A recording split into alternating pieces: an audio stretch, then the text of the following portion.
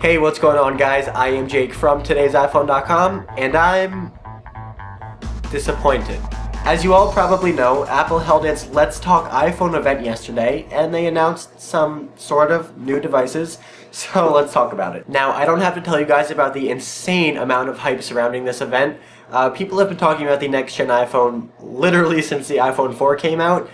There are a bunch of rumors saying, there's going to be an iPhone 5 with a redesigned body, A5 processor, better camera, bigger screen, all that fun stuff. And there were also rumors saying that there would be an iPhone 4S, not really too many external changes, just some internal stuff. And then there were those rumors that said Apple would release both of those devices at the same time, and it was all very unclear. I, as you know, was cautiously optimistic, thinking that, no, it doesn't make sense for Apple to release an iPhone 4S. Why would they do such a stupid thing when we've been waiting for 14 months to see an iPhone 5? And that's what they did. You may be familiar with the design of the device. Looks like this. There's really no change externally at all between the iPhone 4 and the iPhone 4S. So, I mean, your cases will still work, which is nice. The 4S has got the same 3.5-inch multi-touch Retina display that we see on the iPhone 4. But basically, once you go from the screen in, it's all new. Starting with the dual-core A5 processor with enhanced CPU that's supposed to be up to 7 times faster than what is on the iPhone 4. It is a CDMA and GSM compatible world phone with 14.4 megabytes per second upload and 5.8 megabytes per second download, which is very good. Comes in 16 gigabyte, 32 gigabyte, and 64 gigabyte, which I didn't think they were going to do because of iCloud, but they did end up offering a 64 gigabyte version.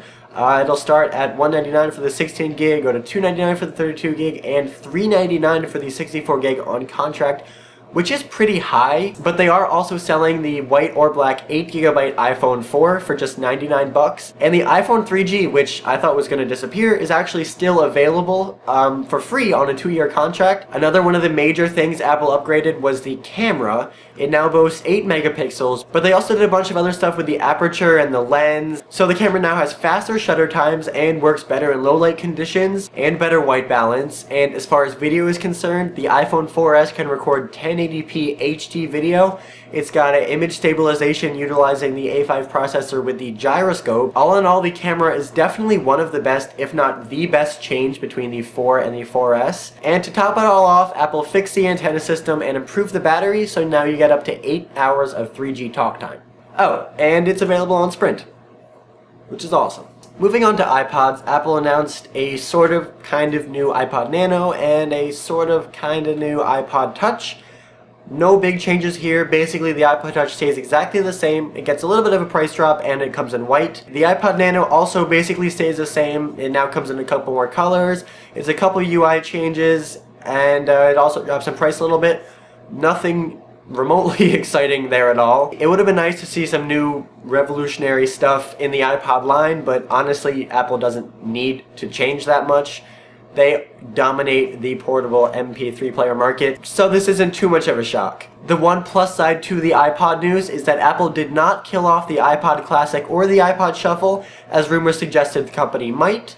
So that's very good. Those will be around at least until the holiday season, but we didn't see any changes there at all. Now luckily, who was ever planning the event decided to bring back the One More Thing category. If you remember at WWDC, there was no One More Thing, and people were pretty upset about it, so they brought it back, and they used the segment to introduce Siri, which is a voice recognition and control program on the iPhone 4S. Now, I gotta say, this is really cool. It works just like all those, computer movies in the 80s said it would, where you just speak to the computer and it knows what you're saying, it interprets, multiple variations of the same request, and it completes it for you, and then tells you how it did. You can ask your phone, am I going to need an umbrella today? Or will it be cold in San Francisco next week?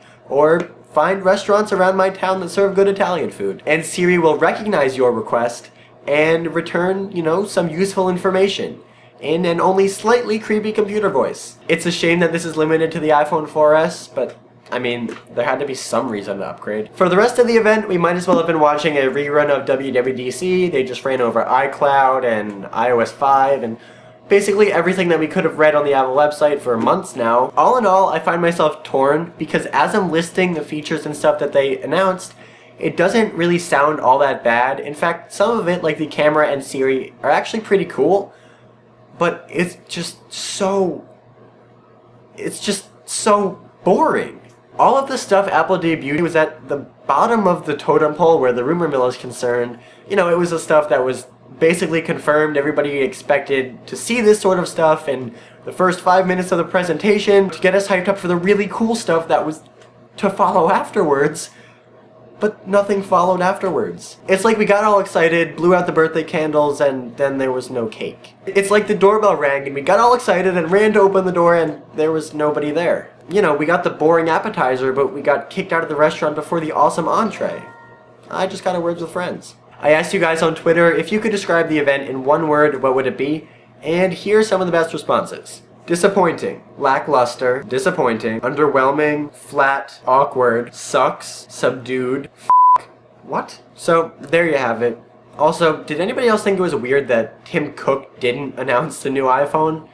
As new CEO, shouldn't he sort of establish that he's in charge? That's just one thing I noticed. Just to run down the release dates again, new iPod Nano is available now, new iPod Touch goes on sale on the 12th, new iPhone is pre-order on the 7th, and it's released on the 14th, and iCloud and iOS 5 go live on the 12th. In the comment section down below, let me know if you're planning to upgrade to the iPhone 4S, and if so, what device are you upgrading from?